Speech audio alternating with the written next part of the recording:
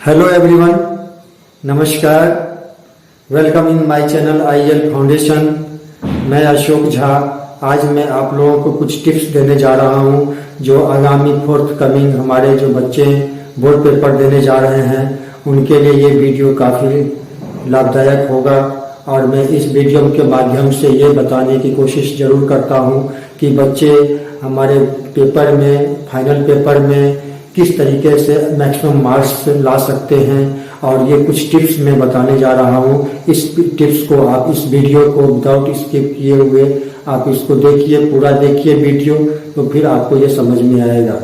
तो dear students, मैं इस वीडियो के माध्यम से मैं सबसे पहली बात मैं ये कहना चाहूँगा कि आप जो भी पेपर में बैठने जा रहे हैं तो सेल्फ प्रिपरेशन और आपका जो नोट्स हैं और जो भी बच्चे हमारे 2 बार से 3 बार रिवीजन कर चुके हैं उनके लिए ये वीडियो और भी ज़्यादा यूजफुल होगा।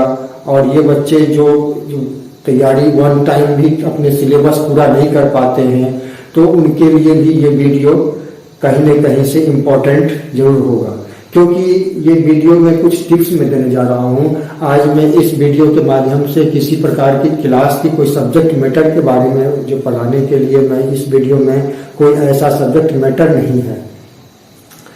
तो डियर स्टूडेंट्स, मैं आज आपको पहला टिप्स में ये देना चाहूँगा कि सबसे पहले जब आप पेपर में बैठने जाते हैं तो पेपर में एंट्री करने से पहले अपना जो है कूल माइंड को करें और अपने माइंड में किसी प्रकार के प्रेशर को ना आने दें और इस प्रकार से अपने दिमाग को बैलेंस बनाएं कि हम जिस पेपर को देने जा रहे हैं उस पेपर में मेरा जो है मेंटली आप प्रिपेयर होना चाहिए। ये किसी प्रकार के यदि आपको आते हैं तो भी, नहीं आते तो भी, बिल्कुल इजी वे में आपको बैठना है और कहीं से आपको किसी प्रकार की प्रेस यानी उसका ये अच्छा होगा या मेरा ये तैयारी नहीं है, मेरा इस तरीके से इस पोर्शन में, इस सेक्शन में मेरा तैयारी नहीं है, इस तरीके से बातें सोचने नहीं चाहिए। और आपको सबसे पहले काम ये करना है कि सेक्शन वाइज, जैसे सपोज दैट जब क्वेश्चन पेपर आपके हाथ में आते हैं, एग्जामिनर आपके इन्विजिलेटर जो है आपको पेपर देते हैं, तो उस टाइम में आपको ये करना है कि सेक्शन में जो भी आपके जो 1 number, 2 number, 3 number, 4 number, 5 number marks के होते हैं, तो आपको जो भी आपको आते हैं जो क्वेश्चन के बारे में, तो उसको एक बार आप पढ़ लीजिए।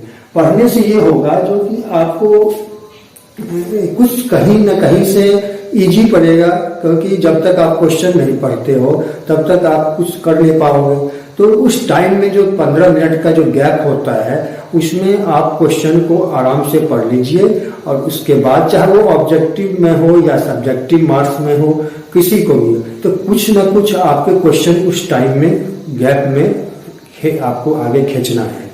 यदि आप इसको ड्राइव कर लेते हो तो फिर आपका कुछ कहीं से कहीं ना समय आगे आने वाले जो एग्जामिनेशन के पेपर के जो टाइम है उसमें मेकअप होगा। तो डियर स्टूडेंट्स, इस माध्यम से जो है आप इसको ट्रिक्स अपना सकते हैं। ये टिप्स आपके लिए अच्छा रहेगा। दूसरा ये है कि जो टाइम आपने उसमें इन्वॉल्व किया है तो उसमें आपको कुछ क्वेश्चंस ऐसे होंगे जो आपको आसानी से सॉल्व कर पाते होंगे, कुछ क्वेश्चंस ऐसे होते हैं जो बच्चों के लिए डिफिकल्ट होता है। तो डियर स्टूडेंट्स, जो डिफिकल्ट होता है उसको आप मत करो, आप उसको रहने दो। आपको कहीं न कहीं से जो है वो आपको परेशान करेगा। तो हो सकता है कि जो आपके लिए, कुछ बच्चों के लिए नंबर 5 डिफिकल्ट है, कुछ बच्चों के लिए नंबर 2 डिफिकल्ट है, कुछ बच्चों के लिए पहला ही जो है डिफिकल्ट है। तो जिस बच्चे को जो भी डिफिकल्ट लगता है उसको दरकिनार करके अब इसको ये इस तरीके से ईगो में नहीं लेना है जो कि हमें नहीं आएगा, ऐसा बिल्कुल जो है आप इस तरीके की ना सोचें। इससे क्या होगा कि आपको वो क्वेश्चन जो है वो आपका टाइम खराब करेगा, तो इससे बचना है आपको। और मैं इसके साथ ये जोड़ना चाहेंगे कि जो आप क्वेश्चन जो इजी वे में कर लेते हैं तो उसमें स्पीड भी आपका होगा।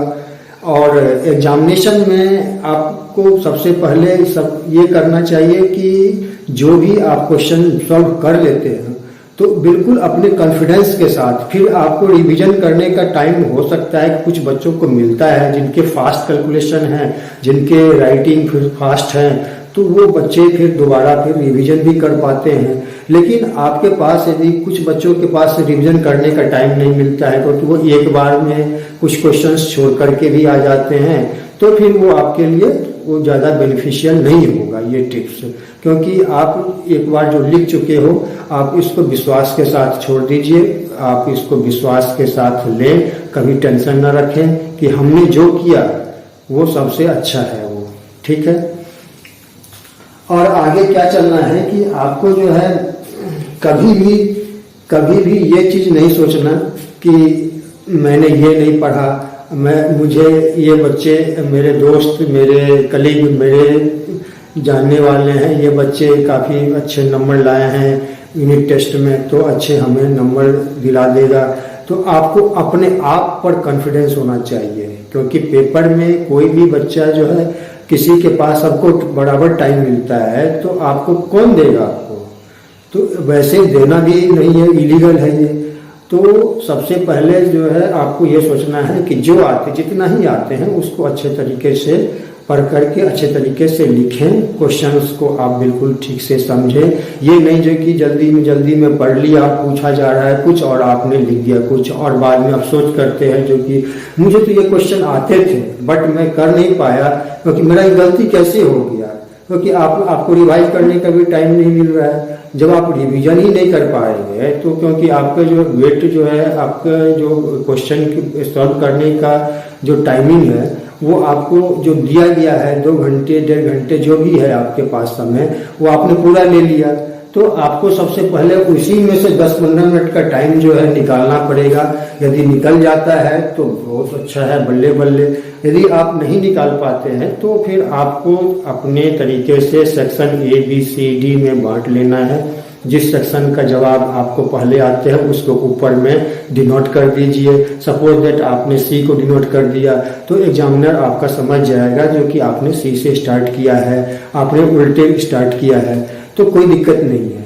लेकिन यदि आपने ज़्यादा समय एक क्वेश्चन पर दे दिया तो आपको आने वाले जो आपके क्वेश्चन अच्छे तरीके से सॉल्व कर पाएंगे उसमें आपका टाइम नहीं मिल पाएगा। तो आप इस तरीके से मैनेज करना है आपको टाइमिंग का। अब आती है बात इसमें आपने जो है ना क्वेश्चन कितना आपने सही किया है, उसके बाद टाइमिंग का होता है। तो टाइमिंग तो आपके पास इतना जरूर मिलता है एकेडमिक पेपर में कि सारे बच्चे पूरे क्वेश्चन को सॉल्व कर पाते हैं। अब जो है यहाँ पर क्या है कि कुछ बच्चे ऐसे हैं कि जो भी क्वेश्चन आपके सामने पड़ता है तो आपने सॉर्ट आउट तो कर लिया, कुछ क्वेश्चन बनने ही वाले नहीं होते हैं, तो जब आपका सॉल्व ही नहीं होने वाले हैं तो उसको छोड़ दीजिए आप, क्योंकि आपका ये ऐसा नहीं है जो कि आपने उस क्वेश्चन को आपने नए तरीके से यदि आपने लेंथ ऑफ आंसर को बढ़ा दिया तो इससे आपका मार्क्स नहीं बढ़ने वाला। आप क्वालिटी पर ध्यान दीजिए, क्वालिटी पर फोकस कीजिए कि जो पूछा जा रहा है उसी के कंपैरिजन में आपको उसी के अकॉर्डिंग आपको रिप्लाई भी देना है, भले वो 2 लाइन में हो, 1 लाइन में हो। एग्जामिनर आपसे यही एक्सपेक्ट करेगा कि जो हम पूछने जाते हैं, जो पूछा जा रहा है उसका जवाब सटीक होना चाहिए, नहीं तो फिर आपके उस पर एग्जामिनर पर ग्रेस पर डिपेंड करेगा जो कि आपको नंबर आएगा। क्यों आएगा आपको? यदि आप अच्छे तरीके से नहीं लिखोगे तो आपके नंबर भी नहीं मिलेंगे। तो इसीलिए प्रैक्टिस करें। यदि आप एग्जामिनेशन पॉइंट ऑफ व्यू से प्रैक्टिस करोगे तो फिर आपका ये बिल्कुल तैयार हो जाएगा।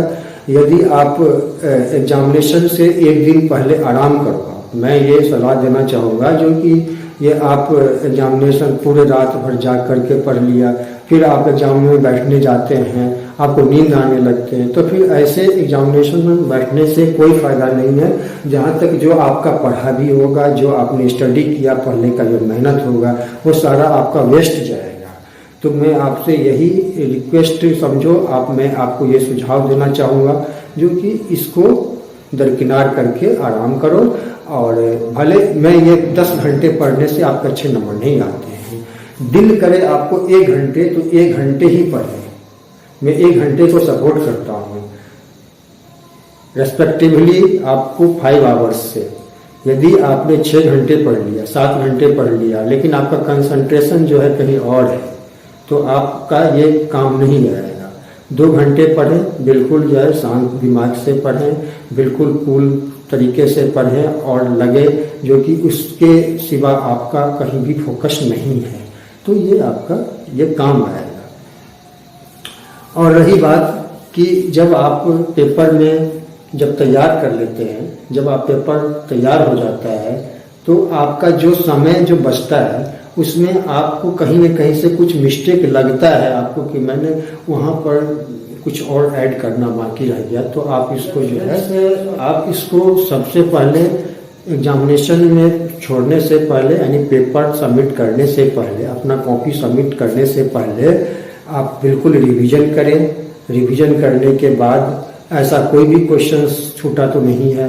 यदि आपके किसी तरीके के कोई मिस्टेक लगता है, क्योंकि 10 मिनट से 15 मिनट में आप बहुत कुछ क्वेश्चन में ऐड कर सकते हैं और कहीं भी जो है उसको एडजस्ट कर सकते हैं कि कहाँ से हमें क्या छूटा जा रहा है, क्योंकि ये आपके दिमाग में होता है कि 10 मिनट का टाइम में कुछ नहीं होगा, लेकिन ऐसा नहीं। 10 मिनट में आप 10 क्वेश्चन को आप इसमें ऐड कर सकते हैं, करेक्ट कर सकते हैं। जो कुछ ऐड के सिवा यदि लगता है टिक का है तो टिक कर सकते हैं MCQ क्वेश्चन में, तो वगैरह वगैरह आप इस तरीके के अपना सकते हैं।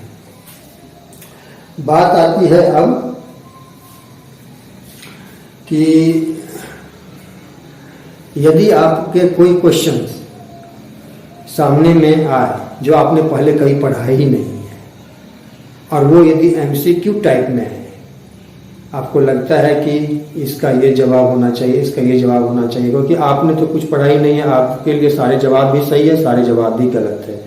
तो आपसे मैं ये कहना चाहूँगा कि तुक्के में यदि आपको जो मर्जी हो वो लगा के आ जाओ ऊपर वाले के भरोसे, तो फिर आपका ये कहीं ना कहीं, यदि आप 10 MCQ सॉल्व करते हैं तो कहीं ना कहीं से ये सही बैठ जाएगा 1-2 क्वेश्चन। मैं इसको सपोर्ट नहीं करता, मैं ये भी सपोर्ट नहीं करता, बट आपका ये काम कर सकता है।